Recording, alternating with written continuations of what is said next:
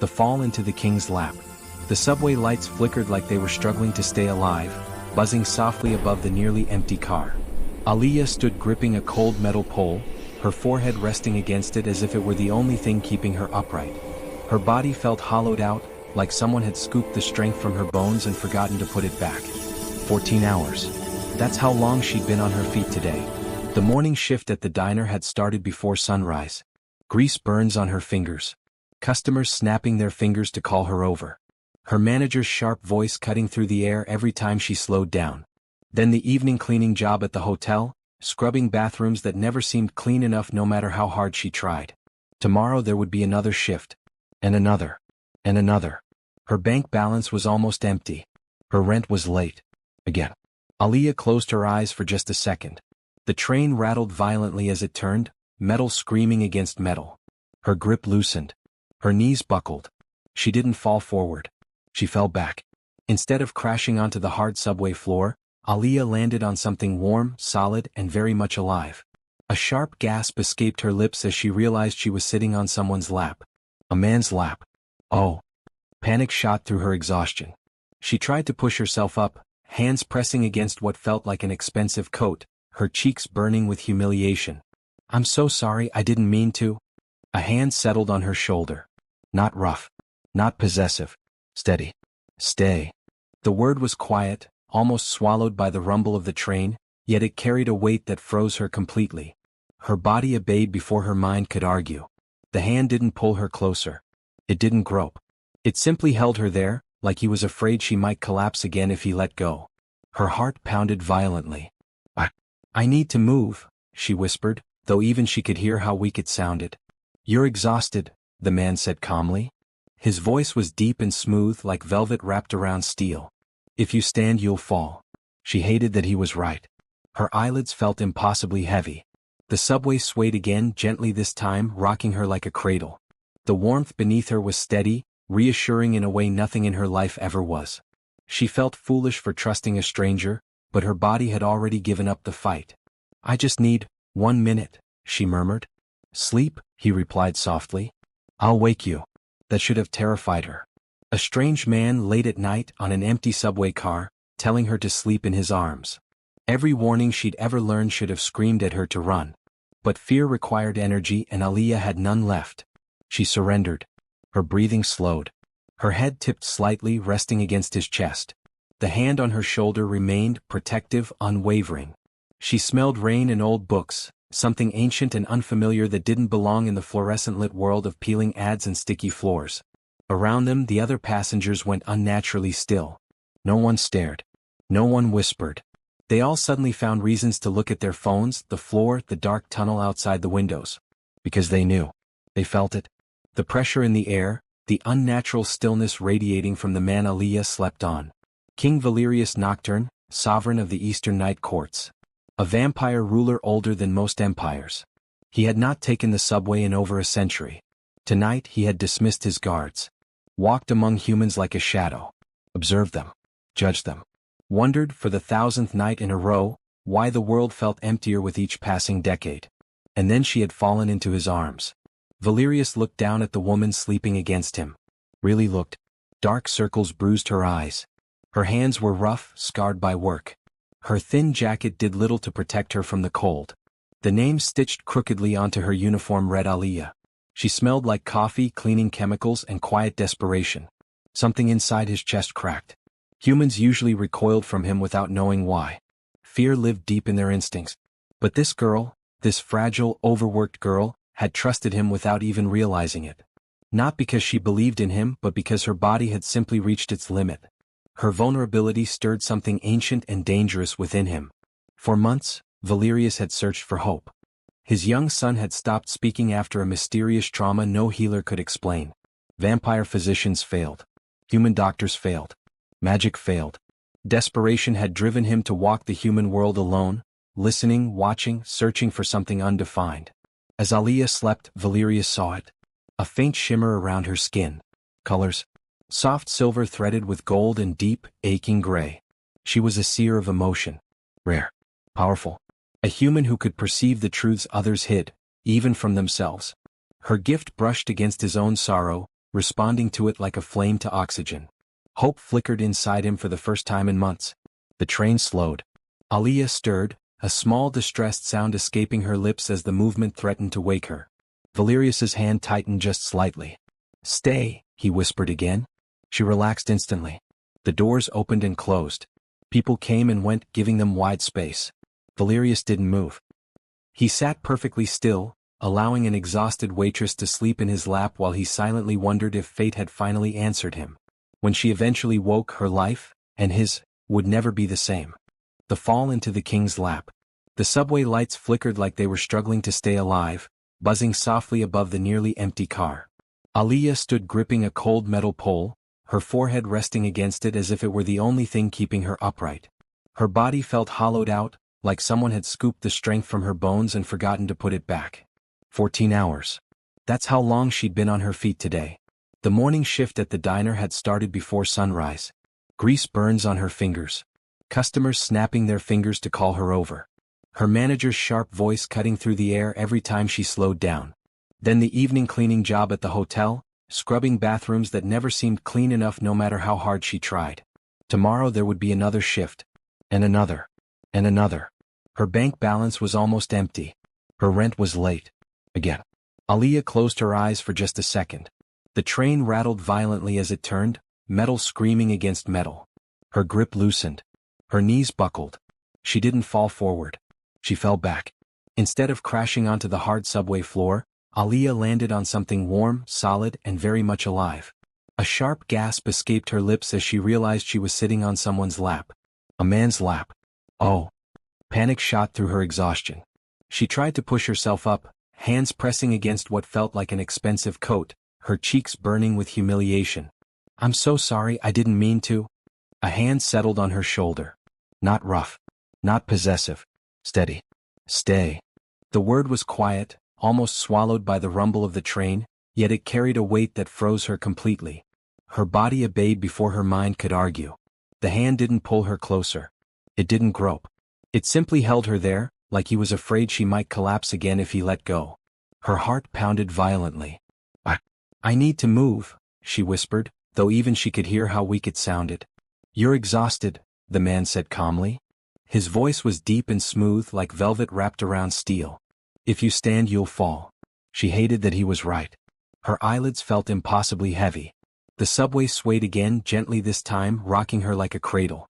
The warmth beneath her was steady, reassuring in a way nothing in her life ever was.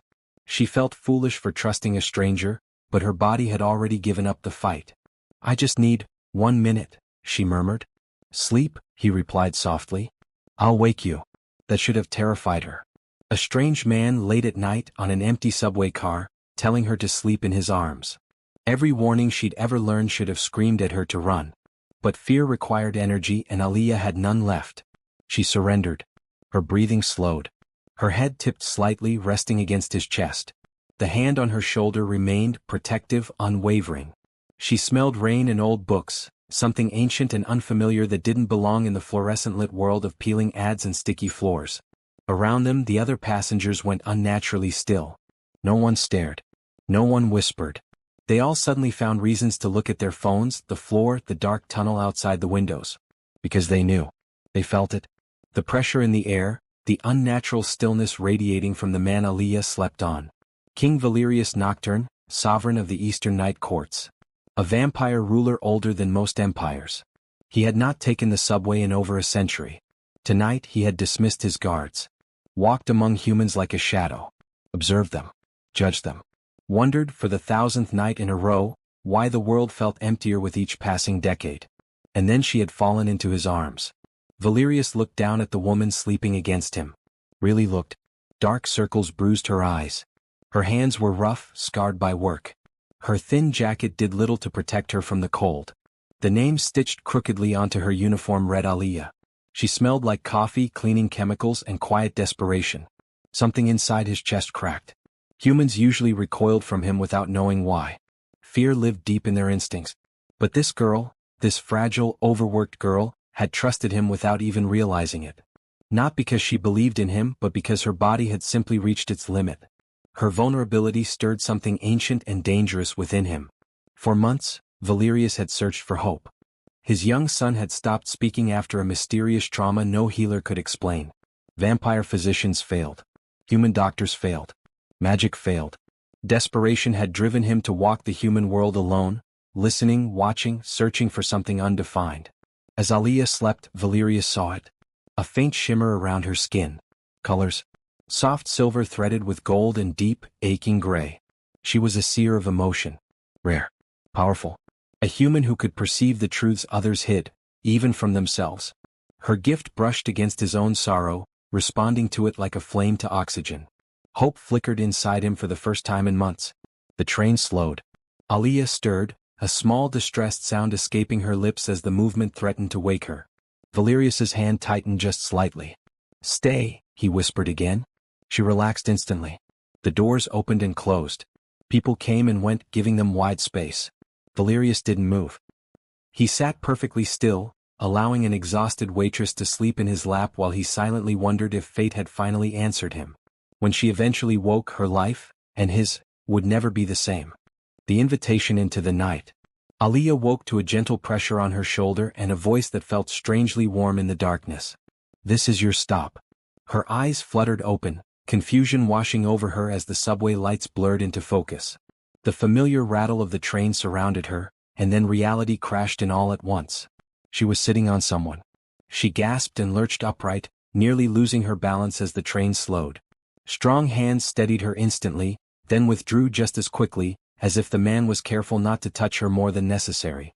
"I'm so sorry," she blurted out, mortification flooding her face. "I didn't mean to fall on you, I swear I was just..." Her words died in her throat. He was beautiful. Not handsome in the ordinary way, but breathtaking in a way that made her chest tighten. His features were sharp and elegant, his dark hair brushing his collar, his posture unnaturally still. His eyes, deep, silvery blue, felt like they were looking straight through her, not with hunger or judgment but with something quieter. Sadness. And then the colors hit her. Aliyah had seen emotions her whole life. Most people carried faint hues, soft yellows, dull reds, muddy browns. Easy to ignore. But this man blazed with color so intense it made her dizzy. Midnight blue layered with silver, threaded through with loneliness so deep it looked endless. Beneath it all flickered a thin line of gold. "Oh, I didn't realize," she whispered, scrambling to her feet as the doors began to beep. "Thank you. For not letting me fall." "You needed rest," he said simply. "How did you know this was my stop?" she asked without thinking. He nodded toward her uniform. "Your name tag. The address written inside. People do that when they're afraid of losing the little they have." Her stomach twisted. She hadn't realized anyone had ever noticed. The doors started to close. She hesitated, heart pounding for reasons she couldn't explain. "Are you okay?" The question surprised both of them. His brow lifted slightly. "Why do you ask?" "Because you look sad," Aliyah said, then immediately flushed. "I'm sorry that was rude. I am sad," he replied calmly. "And you're the first person to see it in a very long time." The doors beeped again, louder now. Acting on impulse, Aliyah pulled a pen from her pocket and scribbled her number on a napkin. "If you ever need someone to talk to," she said quickly, pressing it into his hand before darting out of the train. She didn't look back. But if she had, she would have seen the Vampire King staring at the napkin like it was something sacred. Would have seen the gold thread of hope around him burn brighter than it had in decades. That night, Aliyah collapsed onto her worn couch without even changing clothes. Bills waited on the table. The radiator clanged like it always did. Yet her mind replayed silver blue eyes and a voice that had told her to rest when no one else ever had. 3 days later, her phone rang at work. "Is this Aliyah Rahman?" a familiar voice asked. Her hand shook. "Yes. You gave me your number on the subway." Her heart raced. "I didn't think you'd call." "I need your help," he said. "And I'm willing to pay." She almost laughed. "I think you have the wrong person. My child stopped speaking 3 months ago," he continued quietly. "No one can reach him. But you can see what others can't." Silence stretched between them. "How do you know about that?" she asked carefully. "I saw it when you looked at me." Her manager glared from across the diner. "I can't help you," she said even as doubt crept in. "I'm not trained. I'm just trying to survive." "I will pay you 5,000 a week," he said. She nearly dropped the phone. 10 if you stay in my home." Her world tilted. That money meant freedom. Safety. Dignity. She should have said no. When? She asked instead. The mansion loomed like something torn from a Gothic novel. Dark stone. Iron gates. Roses blooming out of season. A woman in a black suit assessed her sharply before leading her inside. His Majesty is waiting. The word sent a chill down Aliya's spine. Inside the air felt heavy. Powerful. The walls lined with portraits whose eyes seemed to follow her. When the doors to the parlor opened, she froze. The colors exploded. Fear. Jealousy. Suspicion. Hostility. And at the center of it all stood the man from the subway, no longer just sad but commanding, ancient, and undeniably dangerous. What are they? Aliya whispered, overwhelmed. His hand found hers, steady and reassuring. They are my court, he said quietly. And you are under my protection now. The truth she was never meant to know. Aliya felt the weight of the vampire court pressing down on her like a storm cloud. Every eye in the grand parlor was fixed on her. Some carried open hostility. Others studied her with cold calculation.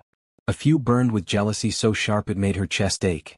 The colors surrounding them swirled violently, crimson suspicion, poisonous green envy, deep violet fear. She had never seen emotions this powerful before. Instinctively, her fingers tightened around King Valerius's hand. She hadn't meant to grab him, but the moment her skin touched his, the chaos in the room dulled. His presence grounded her like an anchor in a raging sea. Enough, Valerius said calmly. The single word sliced through the tension. Silence fell instantly. She is here by my invitation, he continued, his voice steady but carrying an unmistakable edge of authority. Any disrespect shown to her will be considered an insult to the crown. A ripple of shock moved through the court. Aliya's heart pounded. No one had ever defended her like that. Not at work. Not in her family. Not anywhere. The realization settled deep in her chest, warm and terrifying all at once. She was escorted through halls that felt endless. Chandeliers glowed softly above them, casting golden light on ancient stone walls. The farther they walked, the quieter the mansion became, until even her footsteps sounded too loud. At last, Valerius stopped outside a carved door. This is where my son stays, he said quietly. He hasn't spoken since the night his mother died. The grief in his voice hit Aliya like a physical blow. Inside, the room was filled with soft shadows and muted colors. A small boy sat on the floor, arranging wooden figures into perfect rows. He didn't look up. The sadness around him was dense and colorless, like fog that swallowed light. Aliya knelt slowly, careful not to frighten him. You don't have to talk, she said gently. I just want to sit with you. The boy paused. His fingers trembled. A shimmer of pale silver and gold bloomed faintly around him. Aliya sucked in a quiet breath. He could feel her too. Minutes passed in silence. Then, hesitantly, the boy slid one wooden figure toward her. A small offering. A fragile bridge. Valerius watched from the doorway, hope and terror warring in his expression. That night, Aliya lay awake in a guest room bigger than her entire apartment. Her mind replayed everything. The court's hatred, the child's silent pain, the way Valerius looked at her like she was both salvation and danger. She wondered why her gift was so strong here. The answer came with blood. The next evening, a scream shattered the stillness of the mansion. Aliya rushed into the hallway just as a vampire noble lunged at her, fangs bared, eyes blazing with rage. You don't belong here, human, he hissed. Before she could scream, Valerius appeared. He didn't shout. He didn't threaten. He simply moved. The noble was thrown across the hall, crashing into stone with bone-shattering force. The air thickened, shadows bending toward Valerius like living things. Touch her again, he said coldly, and I will erase you from existence. The vampire fled. Aliya trembled as Valerius turned to her, his fury melting instantly into concern. He removed his coat and draped it over her shoulders. I'm sorry, he said softly. You should never have been exposed to that. She swallowed hard. They hate me. They fear you, he corrected. Because you are more than you appear. He led her into his private study, ancient books lining the walls. With a heavy breath he spoke the truth. Your gift isn't random. It's ancient. Humans like you once served as bridges between our worlds. Seers of the heart. You were born with it for a reason. Aliya's chest tightened. Why me? Valerius met her gaze, something unreadable flickering in his eyes. Because destiny doesn't ask permission, he said. And because my son's life depends on you. She should have run. Instead she stayed. In the days that followed, their bond deepened quietly. He brought her tea when she worked too long with his son. She noticed the way his shoulders eased when she smiled. He listened when she spoke, truly listened, as if her words mattered. For the first time Aliyah wasn't invisible. And that made her dangerous. When the king chose her over the crown.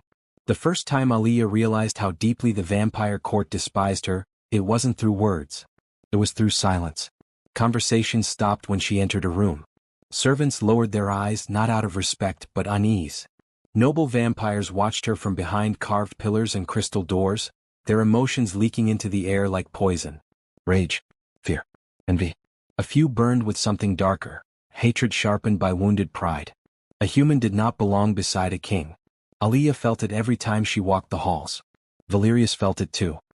He saw the way she flinched when voices hushed, the way she apologized for existing, the way her shoulders tensed as if she expected punishment at any moment. It awakened an old fury in him, one he had once buried beneath duty and centuries of cold control. She will be treated with respect, he warned his court during a closed assembly. She is human, one elder sneered. Temporary. Fragile. Valerius's eyes darkened. So was my queen. The chamber fell silent. That night the attack came. Aliyah was returning from the child's room when the corridor lights dimmed unnaturally. The air turned cold. Too cold. She felt it before she saw it, bloodlust burning hot and red behind her. A vampire noble stepped from the shadows, eyes glowing crimson. She's the weakness, he hissed. Kill the girl and the king will fall back into obedience. Aliyah didn't scream. She ran. Stone echoed beneath her feet as claws scraped the walls behind her. She burst into the garden courtyard, lungs burning, heart pounding so hard it felt like it would shatter. She tripped, hitting the ground hard, pain blooming in her palms. The vampire lunged. A shadow slammed into him mid-air. Valerius. The impact cracked stone. He didn't roar. He didn't threaten. He unleashed centuries of restrained wrath with terrifying precision. The noble was pinned to the wall, lifted by invisible force, choking as shadows coiled around him like living chains. You endangered her, Valerius said softly. The noble begged. Valerius ended him. The silence afterward was deafening. Aliyah stared at the lifeless body, trembling. Valerius turned to her instantly, the monster vanishing, leaving only fear for her. Are you hurt? He asked, kneeling. She shook her head, though tears streamed down her face. They tried to kill me because of you. No, he corrected. They tried to kill you because you matter. The council convened at dawn. Aliyah stood alone before them, unarmed, human, exhausted. Accusations flew. She was blamed for unrest, for rebellion, for weakening the throne. They demanded her removal. Exile. Or death. Valerius listened. Then he stood. I abdicate, he said. Gasps echoed through the chamber. If my rule requires sacrificing an innocent, he continued calmly, then I will not rule. The court erupted in chaos. Aliyah's breath caught. Valerius, no. He turned to her, eyes steady. I will not lose another person I love to fear. The word love hung between them, unspoken yet undeniable. The child screamed for the first time that night. A single word. Father. The sound shattered the council's resolve. By ancient law, a king whose heir spoke again under a seer's guidance could not be overthrown. The court bowed. Later, as dawn broke, Aliyah sat on the palace steps, staring at the sky. Valerius joined her, placing his cloak around her shoulders. You chose me over everything, she whispered. I chose what was right, he replied. And I chose you. For the first time Aliyah believed she wasn't weak. She was chosen.